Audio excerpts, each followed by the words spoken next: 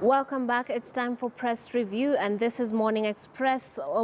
During this segment, we take a look at what's making headlines across board and analyze the stories. And joining the conversation is Didmus Baraza, Member of Parliament for Kimilili constituency, as well as Suleiman Bashir, who's an advocate. Welcome to the show, gents.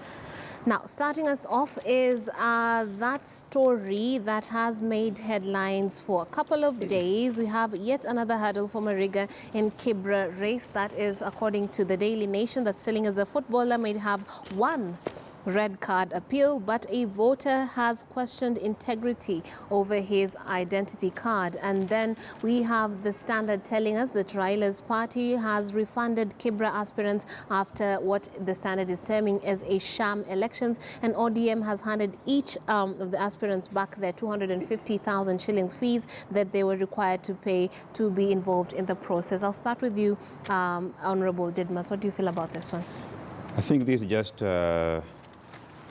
shenanigans that have always characterized or surrounded a popular candidate who's almost going to win. Yeah. For us in Jubilee with Mariga, we know where we are coming from, we know where we are going, and we know what to do to get to where we want to go. Okay. Because the issues of saying the assumed age of Mariga doesn't tally with what's on paper. What's on paper. Yeah. It's neither here nor there, and we are moving forward.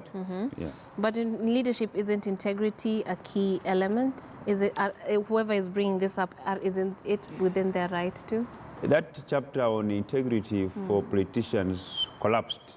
Did it? We have so many members of parliament, governors and senators who are battling court cases, fraud cases. You've seen some even attempting to defraud from central bank, and they are still sitting members of parliament. So the chapter on integrity, it did collapse long time ago. Based on what's going on in your opinion. And even what they usually do is that you highlight those integrity issues to the people, but when the people goes to vote, they will use those integrity issues as part of the criteria as to whether to elect that person back or not. Okay. Now, there's also the issue about the political maturity or perceived political maturity of ODM and you know, the people of Kibera, and of course there was a bit of a problem right there, and we were told that the leader of the party, Raila Odinga, was quite unhappy with some of the accusations that came up, and now it has resulted in the refunding of 250,000 shillings in those fees that are charged to those seeking nominations. Yeah, this confirms that the WhatsApp chats between the Director of Communication of ODM, Philip Etale, and some of the people who participated in the nomination process is true. That the process was a sham, was a fraud. They had already predetermined on who is going to win. And even though that the party ODM, led by Raila Odinga, has refunded money to those who participated and lost in that ODM primaries, it doesn't take away the right of the people of Kibera to revenge during the general elections. And knowing the people of Kibera, they are going to punish ODM. There is no sin that can be committed by a political party that will go unpunished by the people. It may go unpunished in the courts, it may go unpunished in the party's tribunal, but it will never go unpunished when it comes to the decision by the people of Kibera. And I think I want to tell the people of Kibera that they should punish ODM by voting in Mariga, and not voting a person who went through a shambolic and fraudulent nomination process. All right, then, what's your take on this developing story, Mr. Bashir?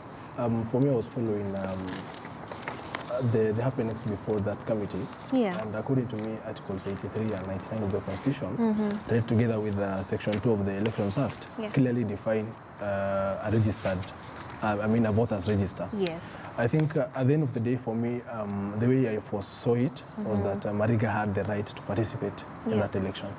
I went through the ruling by the committee yesterday, and there were certain paragraphs that were expunged, that were brought forth by Conchela, the interested party. Part of that paragraph contained what was referred to as media stories, with respect to the identity card, discrepancies with his date of birth, with the year of finishing KCSE. Right. But at the end of the day, I think looking at it on the aspect of the way a voters register is defined under the Constitution, under the Elections Act, Section 2 simply defines it as sort of a document that is, or as a machinery that is used to keep the details of a voter. And it goes on to includes electronic device. So I think what that specific returning officer solely dwelled on was on the aspect of confirming or checking his details from the KIMS kit.